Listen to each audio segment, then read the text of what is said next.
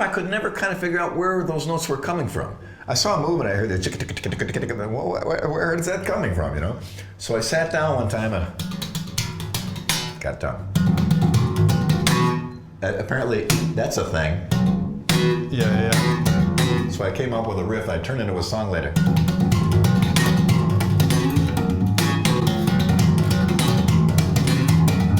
Hey guys, how's it going? I'm here with the legendary Billy Sheehan. He has been super cool to take time out of his day and come and hang with us. And I was just saying earlier, Billy, I am just a massive fan of you. I can remember watching VHS videos with my dad. I'm sure it was like when you were playing with Dave Lee Roth. When was that? That was 86. I joined Dave in 85, summer of 85. Yeah. We went out with Talis, my old band Talis, and to meet Yngwie and his band in Los Angeles. In the meantime, I'd gotten a call from the David Lee Roth office. Like, what? And they said, we'd like to have a meeting with you about being in a movie. Oh, come on. Yeah. I said, what? I said, okay. So we got there and we had a day off before we started the tour with Yngwie. I had a weird week about a month earlier.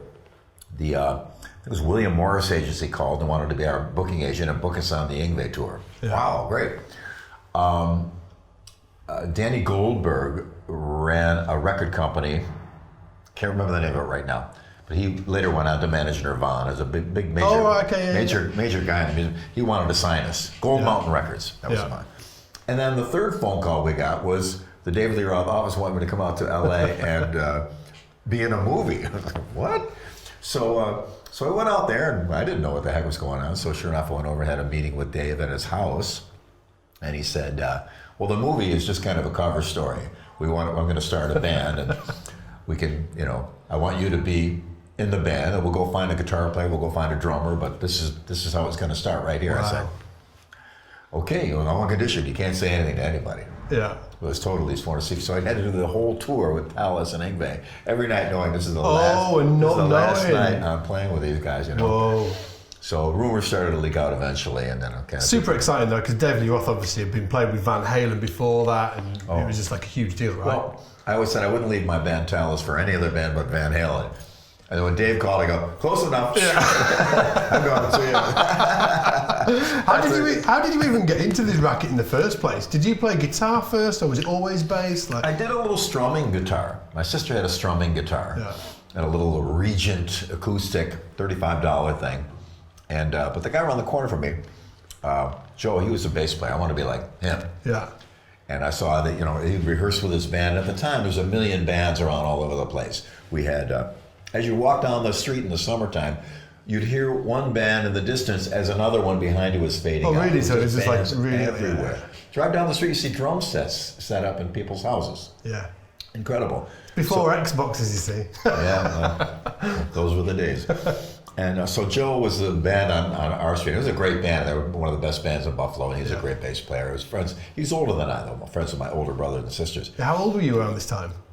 Oh, I was around. I don't know, 12 or so. So I was born in 53, so 63 I was 10. Yeah, 12 was the Beatles came out. Yeah. So that was the beginning of that. But as far as guitar goes, I still write on guitar. It's just kind of easier to strum and sing and get chord structures and song structures down than it is playing individual bass notes. I'll come up with song ideas on the bass, but generally it's a strumming guitar. So I'm up to about like Neil Young level. And I can do almost nothing that I can do on bass can I do on guitar. Well, how old were you when you started playing bass? Around 12, is it? Yeah. Yeah, my grandmother lived with us, and she said, as long as I'm alive, there'll never be an electric guitar in this house. Meaning bass guitar, anything, Yeah. So, swear to God, she passed away, and with the insurance money, I got my first bass. That's a true story. So I always joke, we put an RPM meter on her grave to see how fast she may be spinning at any particular time. Amazing. But she was a wonderful woman, but she just didn't like that guitar long Don't like hair the guitar music. nonsense, No. So. Hey, listen, we're going to be going back to the main video in just a few seconds, but quickly, I wanted to let you know that we have got a special SPL giveaway club that you are going to want to be a part of because it's 100% free to join. Each and every month, we give away audio interfaces, strings, bass heads, pedals, cables, multi-effects, straps.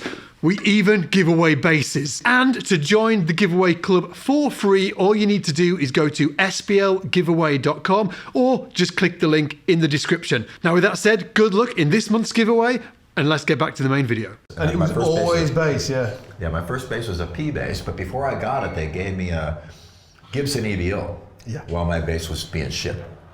And I took it home. I had a Fender Super Bassman amp, 215s, 100 watts. And the EVO was great because it had a super deep low end. That neck. Is that where you think the love for that sound came from? Exactly right. Yeah. So then when the P bass came, of course the P bass is the most iconic bass there is. Sorry, it just is. And I love that bass, but I wanted that EVO sound in there. So I don't even remember how it went down. I wrote to Gibson and I got one in the mail, and it was with a wiring harness. And I put it. I didn't know how to wire two pickups into one thing. Yeah. So I just ran it completely separate and ran into two channels. So how long after you had the P bass did you actually fit that EVO to it, that pickup? About a year and a half. Oh, so it was like super soon. Yeah. So this has really been the format that you've been playing in for almost forever. Yeah, forever. Almost every. Briefly in the band I was in, called Opus One, a horn band. It was great to start out in a band with horn players. Yeah. Because so we play Chicago, Blood, Sweat, and Tears, things like that. Yeah. And the sax player is a guy named Mike Migliori. If you look him up on YouTube, he played with Don Menza and Woody Herman and Buddy Rich Orchestra, and he was badass. But even back then in high school, we had a band together, just bass, drums, and sax, no chordal. Really? Yeah. We did the high school assembly. People had no idea what we were doing. It was great. But I started in a horn band, and I didn't have it in for that because I've seen photos of that, and there's still no pickup there. Then from then on, right after that, I got it in there and started using the two channels. Had enough money to get two amps. Went to two different amps, and then eventually all hell broke loose. Are you a tinkerer? Yeah. I dig deep. I installed the pickup myself the first time. I just took the pickguard off, chiseled a hole. Yeah. I got a little bit of woodworking skills, but you wouldn't know if you saw the hole I chiseled. My high school woodshop teacher would be very pissed off at me. And I managed to get it in there, got it on. It was okay. Yeah. So it was that was the thing. So it was a unique tone. And then I found out later. Is it Chuck Bergdorfer, who played the?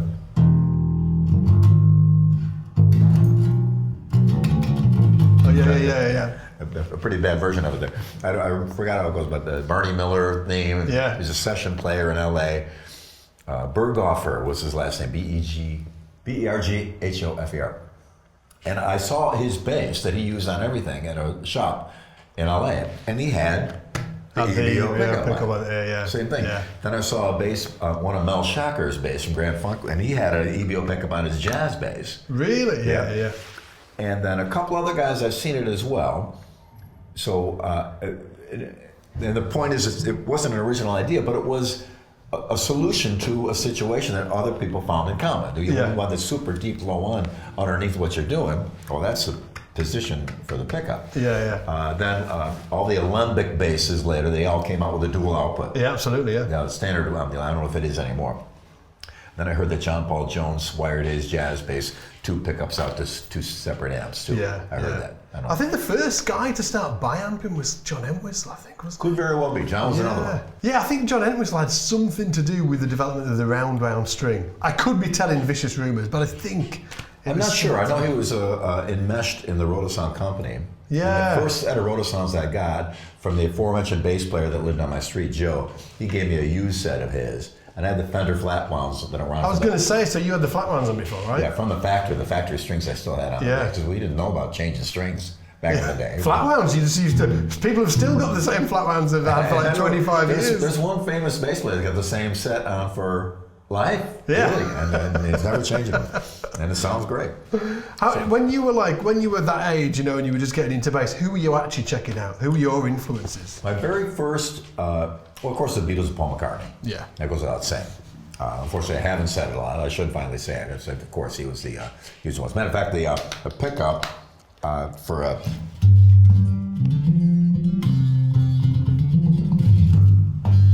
The Hofner had that bass position pickup too, so you got the super deep low one. Yeah. Paul McCartney, of course. Paul Samwell Smith from the Yardbirds. Mind blowing. Yeah.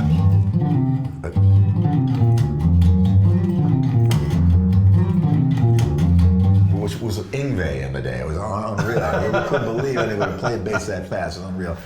And he had a Epiphone Rivoli bass, which had that pickup on there too. That's where the seeds were planted. Yeah. After him came probably the biggest influence on me, bass-wise, was Tim Bogert. Right. From Vanilla Fudge.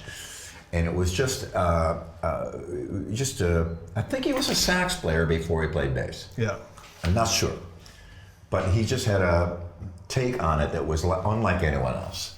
And he just created this integral melodic move that was reminiscent of Motown, only way wilder. And eventually he explained that he basically was playing Jamie Jamerson, only like the psychedelic trippy version of Jamie Jamerson. So it makes perfect sense because they did a lot of Motown covers. Yeah, so he just probably took that and went off on it. But so the chain right back to James Jamerson is very strong there. Yeah. And I used to sit down with my AM radio and just play along every song that came on and try to play. I was going to say, were you just like basically working out the songs and just jamming along and doing that whole thing really way early naturally on. Yeah. But then I got into a band very early too.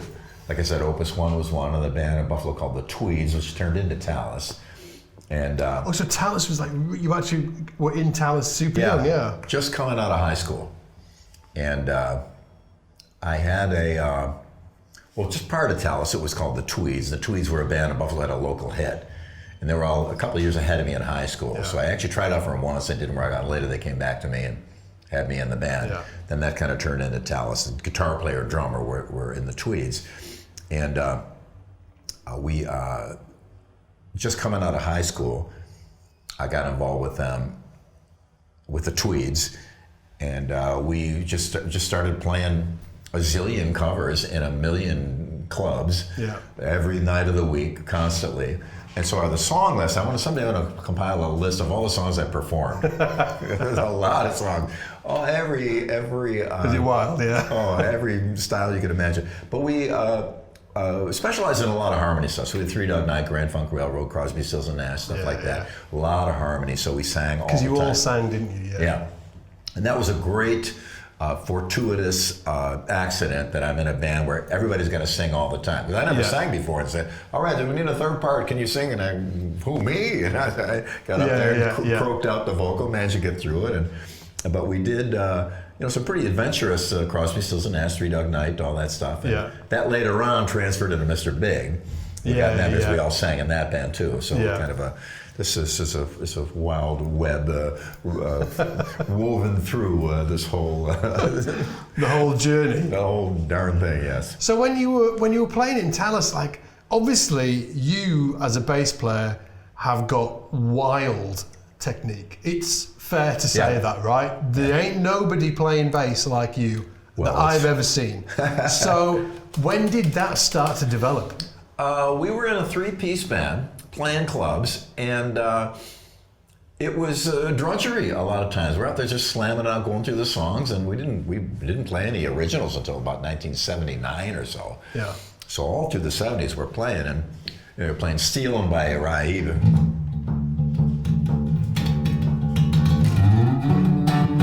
Eventually you start, going, all doing just to kind of break the monotony. Yeah. And also, another very fortuitous thing was a three-piece band, and we had no keyboard player, rhythm guitar player. Yeah. So I had to do extra stuff. So you had a lot of space to play around with. Exactly. So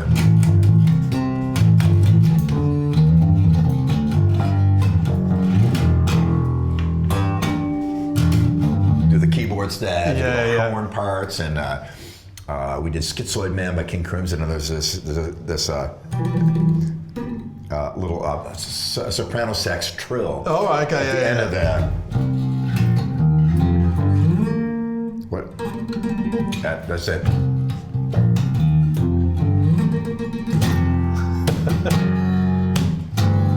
just to kind of fill in the little missing things. Yeah. But then again, at one point, it did turn into just a mess. But fortunately, I was just everything was going too wild. Yeah, I definitely did. And You've got to go past the point before you realize it, right? Yeah, well, it was a mess, and because I was just kind of in experimental mode, and I could get away with it, and I could do it, and thank God I could. And people loved the band. They came out in droves. We held every attendance record you could imagine, even with me doing my wackiness. So I'm forever grateful for them to allow me to do that, until I could eventually start to focus it in on a full package of bass playing, which included the simplest thing you could imagine to some wackiness. To wild, So it gave you a platform to kind of find who you were going to be as a musician, right? And that's I'm forever grateful for that, because a lot of players these days don't have the opportunity to go out and play clubs every single night. I mean, 4 or 5 sets a night. Yeah. You know. And how many years did you do that for? Like playing clubs like that? Probably 15 years. And I know I'm coming up on about 5,000 gigs. Yeah, enough. Life total. That's cool. But we did 3 shows in one day once. We did one M&T Plaza downtown Buffalo by the bank. We'd play it outside for all the people downtown. Packed up our gear in PA, went to the Buffalo Bills football practice in Niagara Falls, New York. Played for the people after that game. Packed it up, went to the Club Lakewood that night and played a full show there again. We did 21 nights in a row was our record, just 21 nights straight. And we were singing the whole time too. Yeah. We were always buying the bottles of Chloroseptic and dead the red. Yeah. And we go, wow, we can sing great now. The next morning we pay for it, you know. But that's the greatest training in the world. I'm supremely thankful I had the opportunity to do that, because I see players now, there's nothing like it. Week after week after month of being on deck and playing in front of people. For money. So you got to be good. You got to earn your money. You got to keep them interested, keep them alive, and keep them coming back. And those things that you needed to do really set the pace, not only for the business end of it, but also for your playing. You know, you really learn what works and what doesn't. And a lot of the wildness that I had, eventually started to focus and became a thing that worked. And I moved over into a little solo section, any of the stuff that was, that didn't fit anywhere, which was a lot. And you learn. I'm still learning, of course, but the training I had doing that is just priceless. Were you fully formed? As in, like, I know you're an eternal learner. I've heard you talk about, you learn something every time you pick up the bass. But in terms of that full package, do you think that full package was together when you got to the Dave Lee Roth band? Yeah. You were like, pretty good. And what, before you got that offer, like, where were we? Because obviously, like, as I said before, wild player. And you were young, you must have been like, I'm the dude, right? Were you thinking, like, where do I go after this? Did you ever feel like you'd hit kind of like a level where you didn't know what to do with your career? I didn't really have a grand plan or a grand scheme or a vision, or I wanted to do this or wanted that. I love to play, and I still do, and I want to play the best I can by my judgment. And no critic in the world is harder on me than I am. No matter whatever YouTube commenter says, I can beat them, because I'm really tough on myself, because I really want it to be good enough is the worst thing that ever happened to great. And I want it to be great. Not for me to be great, but for me to be able to experience doing something that I feel is great to me. Which could be something completely different to you. But I really want it to be right for me, and the thing I want to do this, and I want to do it right, and I want to get it right on, in time, in tune, and then when I do it, okay. And I very rarely actually hit it as well as I'd like to. So there's always that, I'm always, at 75%, 80, 81, 50, and come back down again. So it's a constant battle, but that's my life, and that's the thing that moves me, that motivates my whole life. Is this chunk of wood? You know, I want to be better, which doesn't mean faster, as you know. It doesn't mean. It just means how well it appeals to you. Yeah, absolutely. You know, like there's a. I was just working out. Once Upon a Time, as sung by Bobby Darin. Just what a beautiful piece of music. And just kind of working on a chordal version of that. It isn't fast or fancy or difficult, but it's just something that touches me. Yeah. So, you know, I just want more. So I never really had the idea, I gotta be this rock star. I was always a musician, never a rock star, always a musician. When I got to LA and David Lee Roth, of course, there was some makeup artists that had way too much control over the situation that we cared to. But and that was inevitable. It was the 80s, dude. What are you gonna do? And everybody did it then. That was what the whole absolutely. thing was. But so we rolled with the punches. Yeah. So you still practice now, right? Like obviously. I've been here since noon.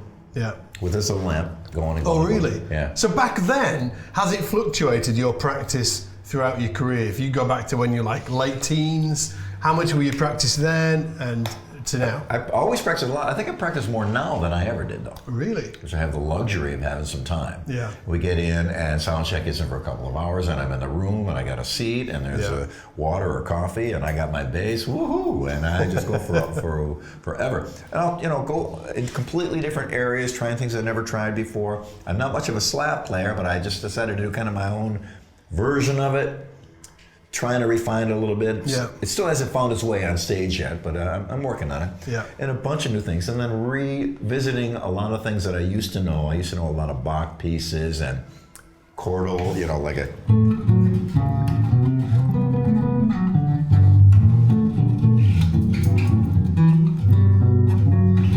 like some standards on chordally. Not that fast. I did it quick to get it out of the way. I would do it as a sensible version, of course. When I was a kid, I remember we finished the show. My cousins wanted to go fishing, so we got out of the club about 4:30 in the morning. Because the drinking went on until 2 in Buffalo, and then the place was open another hour, and then the crew had to get the gear out. So I'm home, and they show up at my house at 6, and I answer the door with the bass on.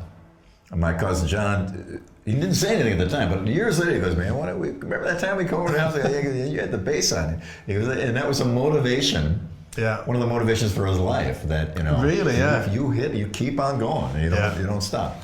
And people would often say, "Oh, did you ever put that thing down?" And no, I don't actually put it down. Yeah. But I'm really blessed with a love of playing and love of music. I've got a huge iTunes collection.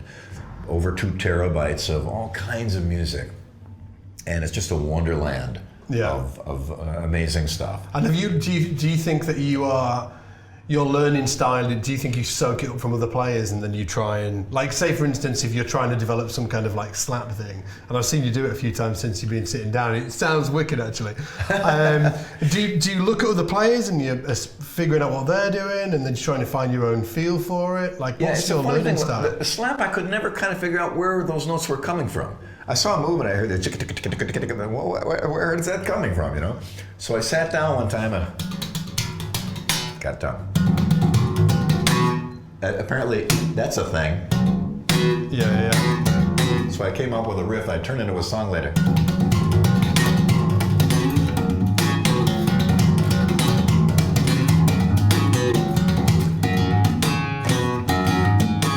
That's the tough part about it. So I just sat on outside in my house one time. I just sat and worked that riff out. And when I got done, I go, it kind of sounds like slap. I guess it's slap.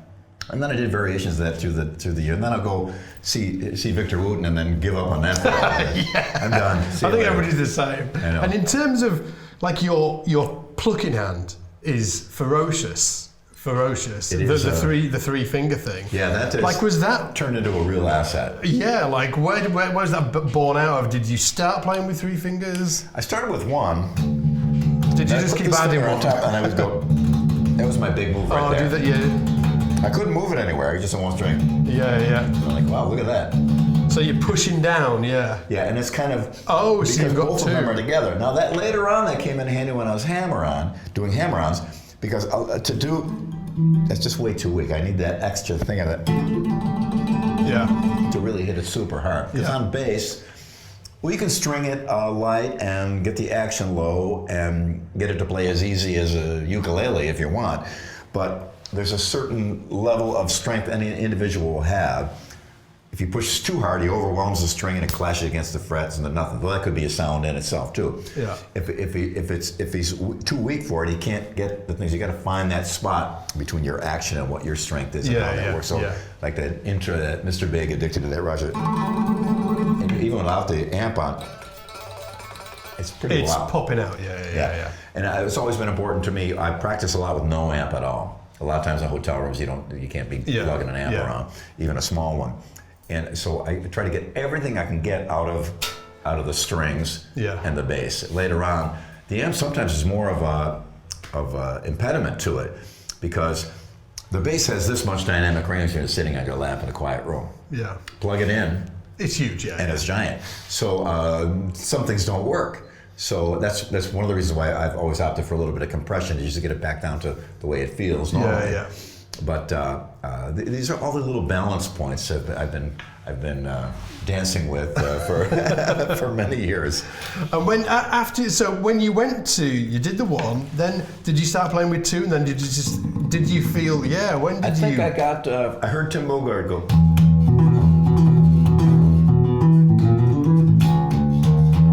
Before Take Me for a Little While was the name of the song. But so that started it, and there's this thing where you... That raking down, I remember I did a clinic at MI when I first got there to LA, and it was a whole school clinic, and it was my first clinic there ever, and the place was jam-packed, and Tim Bogart's sitting right in the front.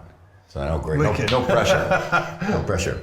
And I go, well, I just like to say, before I did anything, I had to acknowledge Tim, the whole school roar, because they love him there. He's huge.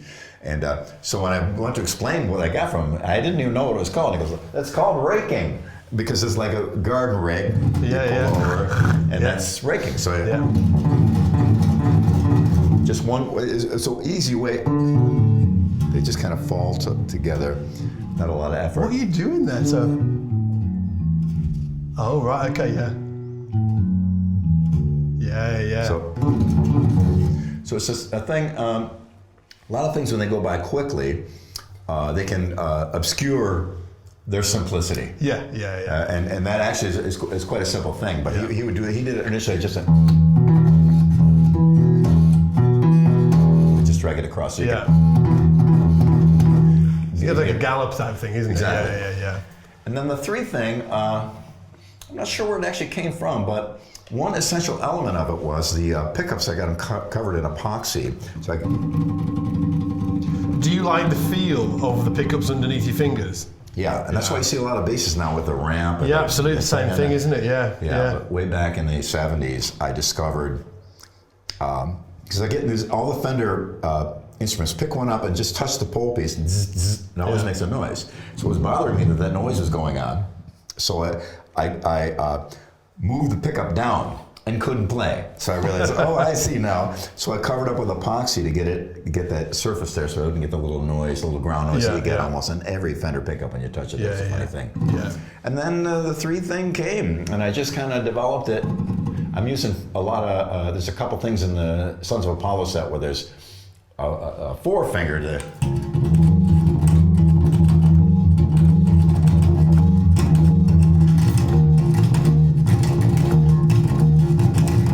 I don't know what the time is. I know I'm playing it, but I couldn't tell you what it is. And when you practice that three finger thing, like, did you ever, when you were trying to, like, obviously you've been doing this forever, but when you were doing it, did you ever practice like accenting with certain fingers and stuff absolutely. Like that? You did, yeah. You basically make it four. You're making a 4 out of 3, so it's gonna like jump at the wrong spot. Exactly. Got you. So one lands on a different finger each time. Yeah. So 1, 2, 3, 4. 1, 2, 3, 4. Back again. Yeah. Middle finger. And you generally always start with the ring finger. I generally do. Yeah. It's like a machine gun, isn't it? Yeah, and it's speedy and quick. And one of the things it's good for, though it's really difficult to do, is the dub. So and you got to keep the pattern. You got to keep the pattern. So it's what?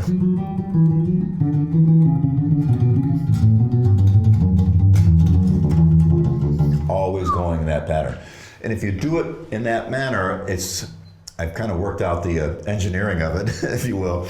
It's the most efficient way because the next finger hits the next note no matter where it is. Yeah. And the next one, and then it always goes in that pattern. Sometimes I catch myself breaking that pattern and I could kind of hear something was not right. Yeah. But as long as I keep that pattern in there, the fours and twos are relatively smooth because fours and twos are what most music is. Yeah. But the good news is when you get a galloping or a 3/4 thing, you got it made. Yeah. I forgot that. Off to the races, aren't you? God rest his soul, Pat Torpy would always be. He wanted to play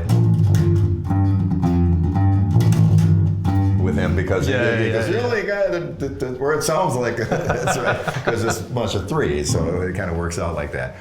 So and that's what I can spend hours on thinking it through. Getting the right patterns. The mechanics of it all, And generally when I do lessons or teaching, I talk about mechanics because few people do. They talk about the essentials, of course, musically, in theory and in practice, but the mechanics of how do you move your fingers to do that, that's what I've always... It's huge, isn't it? It's so important. It really is. You can drive a car, but you need to be able to, do the shift and... Exactly. It's the mechanics of it that's going to actually get you moving. And then you can figure out where you're going to go on your journey. Exactly. And then, so I leave the musical thing up to the individual. If I've ever sat down with anyone or done a bass clinic, okay, whatever it's country or death metal or whatever you're doing, having your hands be capable of any move you need is only going to facilitate your. It's never going to be a drawback. Yeah, right. Exactly. So I do a lot of exercises that are non-musical, but I always have to warn them, these aren't music. Yeah, it's facilitating the mechanics, is keeping that, Because I'm afraid kids are going to get a hold of that, and very similar to how they do contests to see who can have the fastest double bass drum. That's cool, but it ain't music. It has nothing to do with music. It reminds me, I always use the story of the DB dragsters. These are cars that they hollow out. And they don't drive, they just fill them up with so much audio gear, put a microphone in the middle. And it's not even music that they play, it's how loud can they get pink noise, how many dBs they have pink noise at that one spot inside this car. There's no music being played.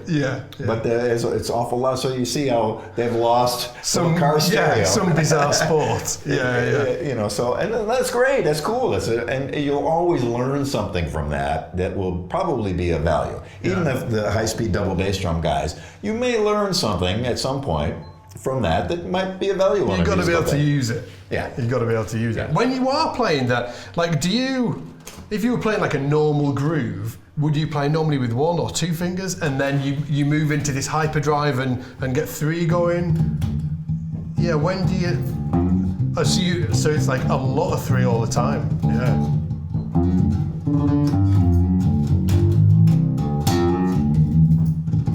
So a little, and it's the drums. These are, I'm trying to, I had the great fortune to work with Dennis Chambers in a band called Nice. And loved it. He changed my life. Got it. Changed my life. Oh, he really did. My whole life I played with straight up rock drummers, which is great. I played with some really wonderful players. Yeah, what was that like going from like straight up rock drummers to Dennis Chambers? It literally changed my life. We were tracking and Phil went by, and I thought, oh boy, that's I'm not sure if that works in there. And I'm the producer, so to speak, we wouldn't want to pay anybody to produce it, so there I was. And I'm thinking, oh, should I say something? I don't know, that's Dennis Chambers. I'm thinking, it goes by a few more times, I'm thinking, I don't know. So I just said, well, let's go by the philosophy, just keep my mouth shut for a while, maybe he'll notice it and want to do something about it. Goes by a few more times and I realized, it's right on. It's exactly right. Thank God. I go, I opened my... pulling your foot out of your mouth. I thought, oh man, I get it now. He just does things with time that you don't and it didn't feel wrong. It just sounded odd. Yeah. But it was right on. It was right on. And we did this thing in Niacin where I would do I forgot how to.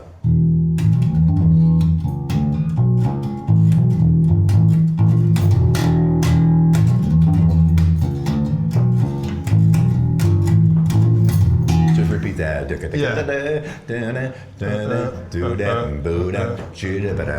And then I would continue the bass line. Yeah. Keyboard would drop out. And Dennis would just do his thing, yeah. And so what was that like? Was that so, you know,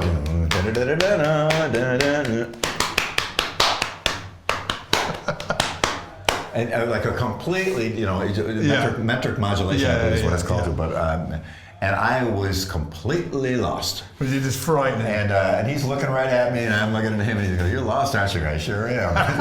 And we were live. This is live in front of the whole place, and I'm like, all right. So I finally realized, great lesson. Maybe I should have known it earlier, but you need your own internal clock, and you sync it to somebody else. You don't ever rely on anyone else for time. Yeah. So you have your clock, it's your thing. And I felt like I had a pretty good internal clock, but I had kind of abandoned it and was relying on Dennis for time. And he must have known that instinctively, to being the master he is. He goes, "You're relying on me for time, huh? Watch this." So the next set, it was at the Baked Potato in North Hollywood. I kept my time, and he went way out.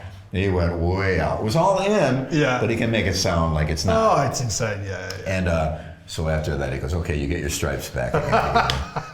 You're back in the club." It was such a great band, that. It was such a great thank you, band. yeah. I was always a B3 fan from the earliest days.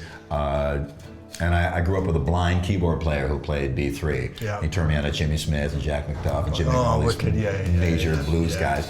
And then, of course, Young Rascals and even Led Zeppelin and a lot of bands used B3 that people didn't understand. And Vanilla Fudge, of course, and Bogart.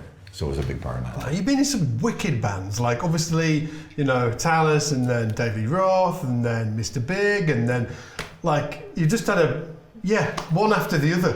Well, I'm what's the secret, man? Come on. I'm lucky to play with great guys. I'm lucky to play with great players. And I try to, usually when a band is going together, you kind of, there's an instinct you have. And I remember way back in the days, we get off the stage after a set, and guys would come up, you talk with people about all kinds of stuff. We didn't have dressing rooms in this. So you step off the stage into the crowd, hang out with everybody, look up at the clock, time to go, get up, back on the stage. So this fan interaction thing came from way early days. But we could also had a lot of musicians come out and talk to us. And a weird sixth sense develops where I can tell how good somebody is just by talking to them. Just by vibing. In about 2 or 3 sentences, I know how good they are. Right away. So that has come in very handy, as you can imagine. And one time, this guy's name was Chris Vorse. He had his PhD in analytical philosophy. And he came out to say, we played in Geneseo, New York, and there was a college near there. And after the show, I didn't know him. He goes, "Hey, how you doing? Sounds pretty good. Oh, thanks a lot." We talk a little bit, and right away I know, this guy is dangerous. Really, yeah? Yeah, he was badass. I learned a lot from him. He's amazing. And similarly, it's just, so when you're putting a band together, skills are, of course, important, but they're not the only thing. It's the hang. Yeah. Can you hang out? Can you be on a bus together for months and all that stuff? And you a lot of times you might dismiss that as not being so important, but it's really vital. I mean, you got to. Well, you've done it for a lot of years, haven't you? So, what have you ever got on tour with somebody and you're like, Oh yeah. They haven't got, they're not as experienced as living in this environment. Well, you learn, you get coping mechanisms. You learn to kind of stay away from things and not bring up certain subjects. Yeah. But hygiene is a tough one, though. Yeah. Hygiene is a tough one. So I mean, me and my wife. Sharing like a tour bus and. Yeah, it can get rough. Socks sometimes. And 10 guys on a tour bus. That's can be rough. Yeah. So my wife and I, we're clean freaks. I got I'm rubbing eucalyptus oil on everything. Oh, dude, I'm there. Spraying it down and bleaching it out. So is it a nightmare for you? It's not a tour bus. I get through it. Yeah. You've got a coping mechanism. I do. So before I let you go, I really want to respect your time. I need to ask you about the bass, because I think that, like, even going just from the start of, you know, what we're talking about today, it's obviously like you had that P bass way back in the day, and you had the EBO pickup within the first year or so. Like, how has that developed through the years to what you play today? Well, one of the weak points of the P bass is, you know, some people might get upset with this, but I got to stand my ground on it. The screw that holds the neck on is the wrong screw. It should have a shank. The neck is here, the body is here. There's a hole through the body and then into the neck. The screw passes through the empty hole and sinks into the neck. The surrounding that screw in that hole, there should be a shank that holds it and prevent it from moving side to side. So a lot of times I could take a P bass and just go click, and the strings are like this. And it's off. You can snap it back again. And Fenders are so great, who cares that it's going to move? It shouldn't, to 999% of the people in the world, it is not an issue. But for me, I was doing you play differently, And then I noticed this thing. I had to give it a little chiropractic, crack it back, and get going again. So that was one of my main concerns. And I had on my bass, I would lay it down on the floor and stand on it and torque those screws down on the OP bass, and then jam shims in all over the place. Just to stop it moving. Just to stop it from moving. And it still would move once in a while.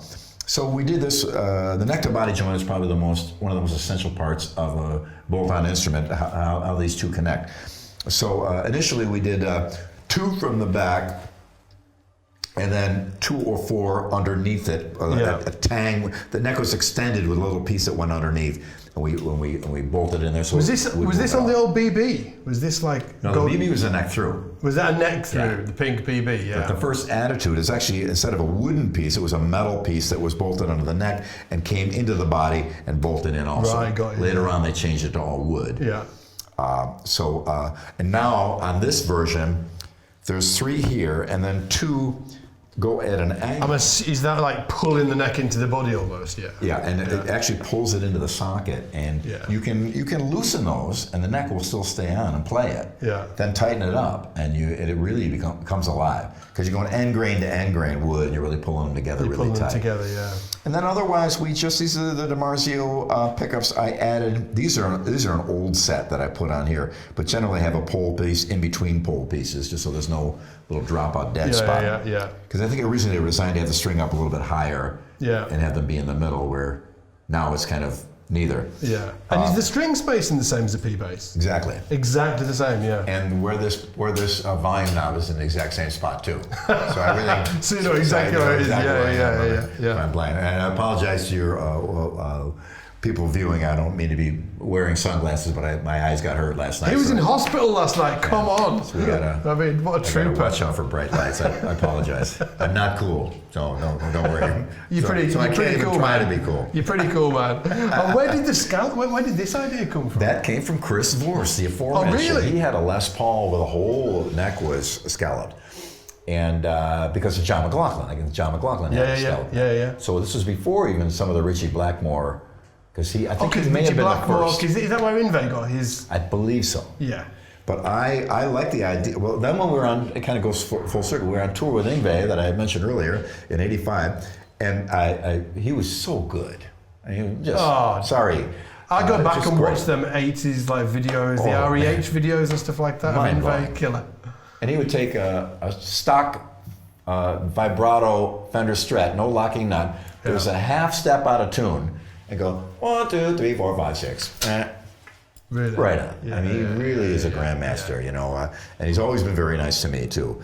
So I just thought, well, I don't need to have it scalloped here, because you couldn't push that string down into the wood no matter what. But it might be nice to get that high G note.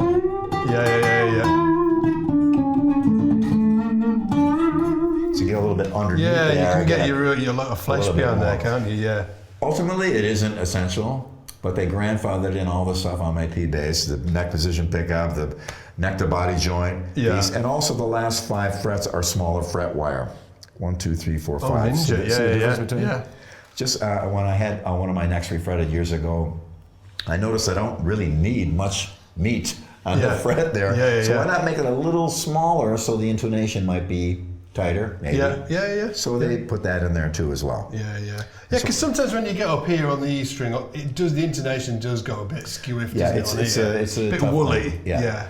The True Temper neck, I have one of those. Is that the one with the crazy frets? And it's right on. It's great. And it's amazing how off some of your notes are. You don't realize it. Really? Yeah. Well, on this bass, is it this bass? But if I compared this to the squiggly any bass to the squiggly frets, I go, wow, that's a little off, ain't it? Your ear kind of gets used to that. Oh, do you think you'd ever use it? I will for sure recording. You will, yeah. Yeah, it's great, especially working with keyboards. It's a little bit more in tune generally. Hopefully. And lastly, about the bass as well, because I've always wondered it. Do you ever play with just the P bass pickup? Yeah. Or is the EBO always up? Like right now, if I go to do a jam or something, or just going playing on a simple session, I'll just plug the regular P bass in. Yeah. This is kind of more subwoofer live kind of thing. Yeah. And recording with it also is very nice. Get that extra, put on an extra track at the super deep low end if you want to bring it up at any particular point. Yeah. But most everything comes out of it. Is there any tracks that you've just used the EBO on? Yeah. There is, yeah. I played on a couple of Beatle tributes and a couple of other things where you want that old tone. Big fat vibe, yeah. And this is a different version of pickup. Actually, Yamaha made this pickup for this bass. Originally it was supposed to be a DiMarzio, but they had a production problem, so the next ones will be a DiMarzio version on here. But I still got a couple of the old big giant silver EBOs. Oh, you still got the old ones? So I bought two Warmoth bodies and P-bass bodies and Telecaster necks and put all my old parts on them. Did you do it? Did you do it yourself? Yeah. And they came out great. Warmoth, I couldn't recommend them more highly. If you get a little really project, great, aren't they? they're perfect, and they were just flawless. Yeah. Really great. So I used up some of my old parts, tuning bags and pickups, Bolted them on, all that stuff. I threw it all in there.